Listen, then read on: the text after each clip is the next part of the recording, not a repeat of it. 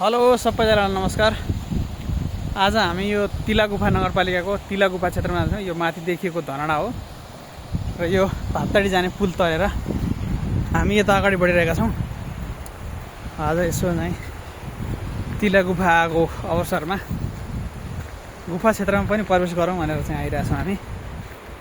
र हाम्रो साथमा एकजना व्यापारिक साहु पनि हुनुहुन्छ, अगाडि हिँड्दै हुनुहुन्छ बाटो पहिलाउँछु भनेर। तर गुफा क्षेत्र कता छ भन्ने कुरा अहिलेसम्म देखिएको छैन। अब हामी पछाडि हिँड्दैछौँ। हेलो साहु, कता माथितिर हो? यो किन? ए बिग्रेको बाटो हो। ल यो बाटो बिग्रिएको अरे, कता उता पनि छ भन्ने कुरा आयो। कता छ यो हामी तपाईँलाई देखाउँछौँ है त आज। यो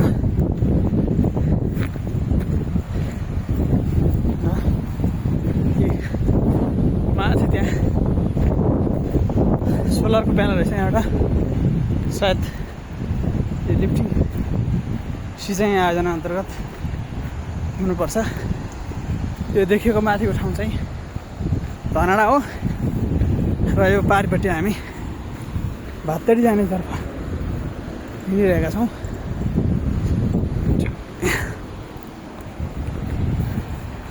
यो सबै क्षेत्र यहाँ हरियाली छ अहिले र यसरी हिँड्दैछौँ है हामी। तपाईँहरूलाई देखाउनेछौँ। अरूले हिँड्दै हुनुहुन्छ हाम्रो बिना।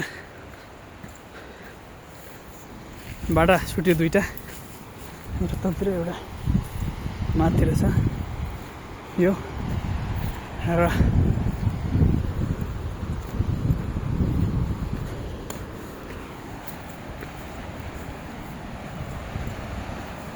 हिँड्दैछौँ है त।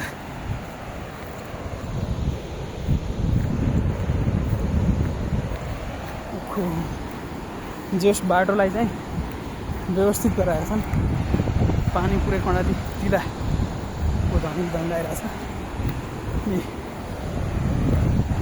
तिला गुफा क्षेत्रमा जाने बाटो यो। र तिला गुफा आज तपाईँलाई पनि देखाउनेछौँ है त।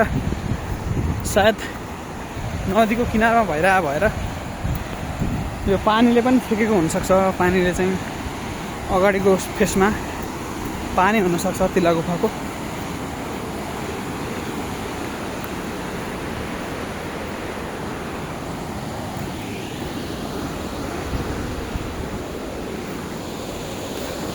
र जस बाटो चाहिँ यस्तो व्यवस्था हुँदैछ है।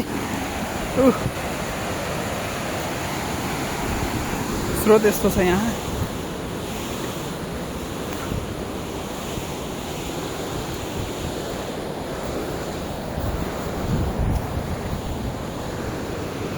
ओहो ल, पानी चाहिँ यहाँ माथिसम्मै रहेछ। सायद गुफाभित्र पानी छैन कि भन्ने चाहिँ लाग्यो। र हामी गुफा क्षेत्रमा पुग्दैछौँ।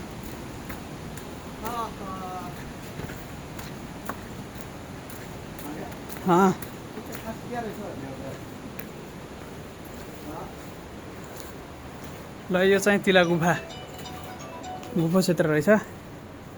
भित्र कतिसम्म छ भन्ने हो।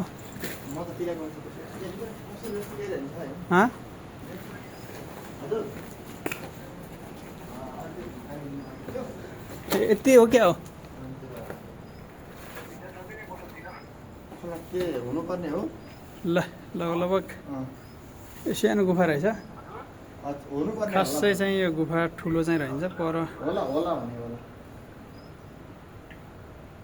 यो अन्तिम बिन्दु रहेछ यसको चाहिँ। हजुर के हुने, दाडै जस्तो त भयो त होइन। के छ त नि हजुरको बनाइ? तिला गुफा आउनु भएको छ आज? खासै तिला गुफा आएर यो गुफाभित्र पस्दा आफूलाई एउटा गर्वको कुरा होइन, खुसी चाहिँ लागेको छ। तर खास यहाँको स्थानीय सरकारले यो गुफालाई चाहिँ कुनै व्यवस्थितदेखि लिएर कुनै चासो नदेखाएको देखियो है। ए खास बुझ्दाखेरि के ढलान ढलान गरे जस्तो छ नि पर। ढलान त्यहाँसम्म रहेछ, अलिकति गएर रहेछ। यतातिर के हो, यो काच्याङ कुच्याङ खाली डाल। ए तर तपाईँलाई लाग्दैन यो नेचुरल कुराहरू जस्तो छ त्यस्तै हुन दिनुपर्छ, यसलाई कन्क्रिट संरचनाले चाहिँ फेरबल गरिनु हुँदैन भन्ने लाग्दैन तपाईँलाई? होइन, फेरबदल चाहिँ गर्नुपर्थ्यो यो स्थानीय तहले होइन, तर कुनै पनि चासो नदेखाएर यसलाई चाहिँ यो चाहिँ अहिले एउटा ओडार हुन्छ नि लेकतिर गएपछि गाई भैँसाहरू गोरुहरू हुल्ले बनाएको, त्यो बाहेक विकल्पहरू केही पनि छैन यसमा मैले देखेँ अनुसारमा। अब बालुवाहरू ढुङ्गाहरू यो नदीबाट निकाल्ने यहाँनिर फाल्ने होइन उतार्ने काम रहेछ। ल यो गुफाको यत्र यहीँसम्म रहेछ होइन? अहिले अगाडि जाउँ, भित्र सानो छ कि पर छ र छैन होला जस्तो लाग्छ। यो बस्ने मान्छे बस्ने गरेको यो मान्छे चाहिँ बस्दैन जस्तो लाग्यो होइन? होइन, कहिलेकाहीँ आएर यो भेडीगोठ जस्तो पनि हुनसक्छ यो चाहिँ।